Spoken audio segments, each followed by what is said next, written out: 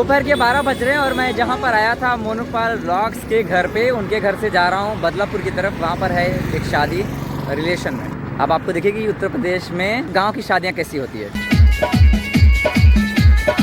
हम लोग थोड़ी दूर पर पहुंच चुके हैं, आप यूँ समझे तकरीबन 10 किलोमीटर आगे। और मोनूपाल व्लॉग से अब मिलाने का वक्त आ गया है। हाँ जी, तो मिलाने वक्त आ गया और ये हैं आपके सामने मोनूपाल व्लॉग्स। क्या हाल चाल है?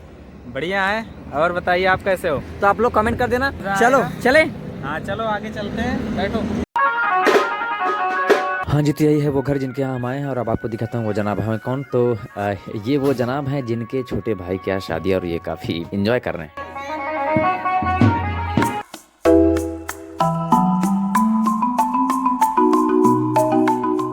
शादी की रस्म की शुरुआत होने में अभी थोड़ा सा वक्त है। उससे पहले मैं सचिन, जिनको आपने कोथरा से रिलेटेड अगर कोई वीडियो आपने देखी है, गांव की ही वीडियो, उसमें आपने देखा होगा। मिलाता हूँ सचिन से भी। तो ये है सचिन जिनकी मैं बात करता हूँ और साथ में है मोनू। हम तीनों आए हुए हैं थोड़ा सा टाइम पास करने की, थोड़ा वक्त बीत जाए और जब रस्म शुरू हो तब हम वहाँ पहुँचे।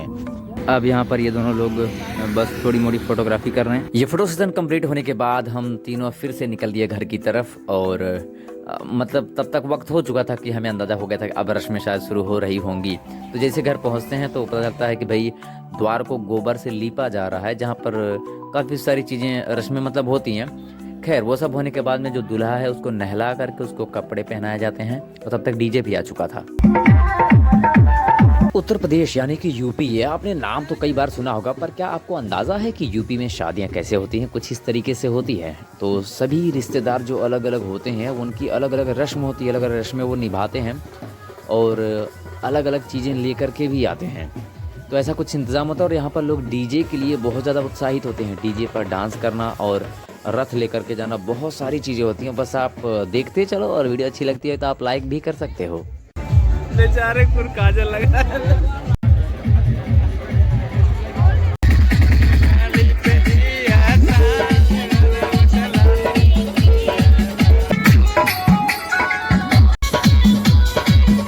कुछ इस तरीके से बच्चे ही नहीं बड़े भी डीजे पर डांस करने के लिए बहुत शौकीन होते हैं। वो आप देखते चलो, आगे मैं दिखाऊंगा।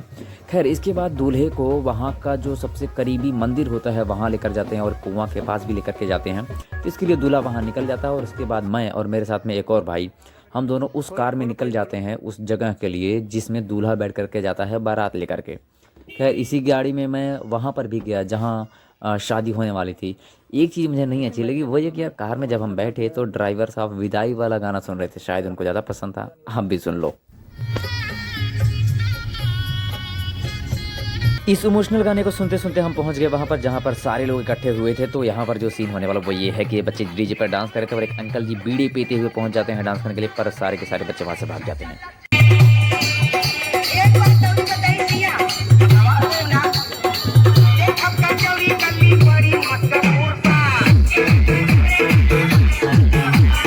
तो दूल्हे के संग का जो मेन क्राउड है, जो मेन भीड़ है, वो सारे के सारे लोग यहाँ पर इकट्ठे हुए हैं। जो भी रस्म रिवाज होता है वो सब, जो भी सीनियर लोग होते हैं, जो जानकार होते हैं, उनकी कहने पर सब कुछ किया जाता है, वो सब हो रहा है। ये दूल्हे के घर की अंतिम रस्म होती है कि मंदिर जाकर भगवान के पैर पड़ करके फिर दूल्हा अपनी गाड़ी में और बाकी सारी बारातियों के लिए इंतजाम होता है, वो गाड़ी में बैठ करके निकल जाते हैं। और फिर हम वहाँ पहुँचते हैं जहाँ नाश्ता पानी का इंतज़ाम होता है। नाश्ता करने के बाद फिर हम देखने जाते हैं कि भाई जो मेन घर है वहाँ पर क्या कैसा इंतज़ाम है। तो काफ़ी सारी लाइट्स वगैरह लगी होती हैं और बहुत तेज़ वहाँ ठंड भी लग रही होती है। तो मेन घर पर पहुँचते हैं, जो इंतज़ाम होता है वो देखकर काफ़ी अच्छा लगता है कि भाई जयमाल सिस्टम होता है और काफ़ी सारी चीज़ें हैं, चाय कॉफ़ी नाश्ता, कुछ नशीली चीज़ें भी होती हैं, मतलब जैसे बीड़ी वगैरह हो गई, सिगरेट हो गया, गुटखा, पान वान, काफ़ी कुछ। फिर लगता है डीजे और रथ। तो आप देखो वहाँ का डांस।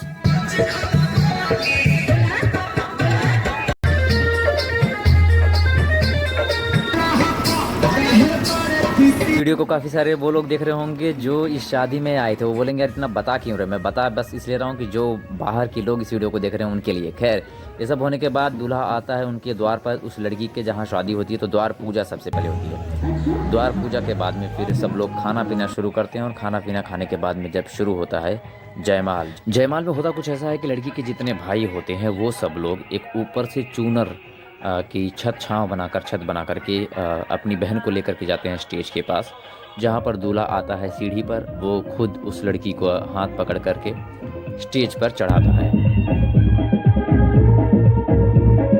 एक और ख़ास बात आपको बता दूँ वो ये कि जब ये जयमाल होता है स्टेज पर तो यहाँ पर लड़की और लड़के के दोनों के पक्ष वाले होते हैं। लड़कों की तरफ से तो अधिकतर सिर्फ जेंट्स होते हैं, लड़की की तरफ से तो लेडीज़ एंड जेंट्स दोनों होते हैं एक ही पंडाल के अंदर, लेफ़्ट एंड राइट साइड में। तो वो देखते हैं जो भी रस्म होती है।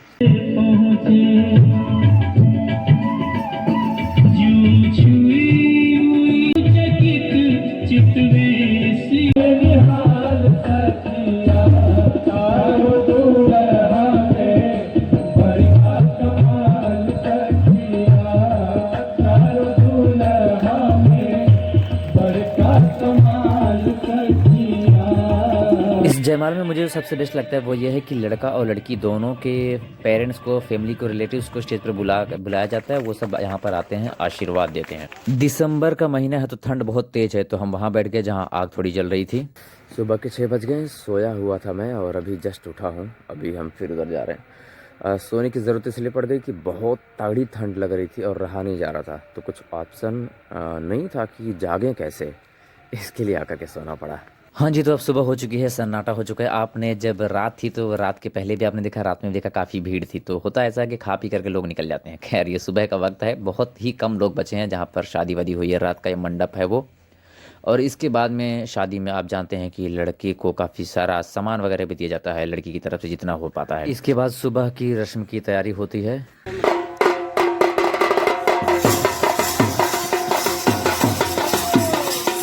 तो सुबह में जो रस्म होती है वो ऐसी कुछ होती है कि लड़की की तरफ जितने भी रिलेटिव्स होती हैं, अधिकतर फीमेल्स यहाँ पर आती हैं। दूल्हे के साथ थोड़ा सा हंसी मजाक होता है, जो भी गिफ्ट वगैरह होता है वो सब देते हैं। तो ये सब जब चल रहा होता है उस वक्त हम देसी ब्रश मंजन मतलब दातून करना शुरू करते हैं।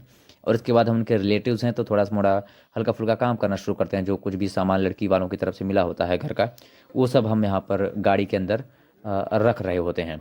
काफ़ी सारे सामान के साथ ये भी चीज़ मिलती है, गाड़ी बजाज पल्सर 125 इनको मिली है। खैर इसके बाद रस्म शुरू होती है विदाई की, जिसमें दुल्हन के साथ जो भी रस्में होती हैं वो सब पूरी की जाती हैं। और फिर वक्त आता है दुल्हन के आंसू छलकने का। तो हर लड़की रोती है जो भी गांव में रहती है, खास करके ये मोमेंट काफ़ी इमोशनल होता है। सभी लोग देखते हैं, मैं भी थोड़ा सा सीरियस होकर के देखता हूँ।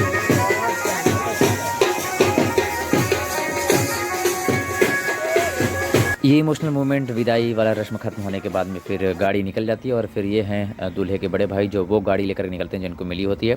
फिर हम पहुंच जाते हैं घर पर, और ये है घर का सुबह का माहौल जहां काफ़ी कम लोग दिख रहे हैं आपको। खैर विदाई होने के बाद दुल्हन यहाँ आने के बाद सामान वगैरह हम लोग निकलते हैं। अपना काम पूरा करने के बाद वक्त होता है हमारे भी निकलने का, तो हम भी यहाँ से निकल जाते हैं। खैर एक मोमेंट मिल जाता है जो गाँव को रिप्रेजेंट करता है, जो हर गाँव में दिखता है। सो गाइस, ये वीडियो कैसी लगी आप लोग जरूर बताना। यूपी की शादी, आई थिंक ये स्टोरी आपको काफ़ी हद तक समझ में आई होगी कि भाई इन जगहों पर शादियाँ कैसे होती हैं। खैर वीडियो अच्छी लगी तो लाइक, शेयर एंड चैनल को सब्सक्राइब कर सकते हो, और कमेंट करके ज़रूर बताना कि इसमें क्या आपको बहुत ज़्यादा अच्छा लगा। और एक चीज़ कहूँगा कि ज़िंदगी में कभी अगर आपको मौका मिले तो इस तरीके से विलेज की शादियाँ ज़रूर अटेंड करना, काफ़ी कुछ नया देखने जानने को मिलता है।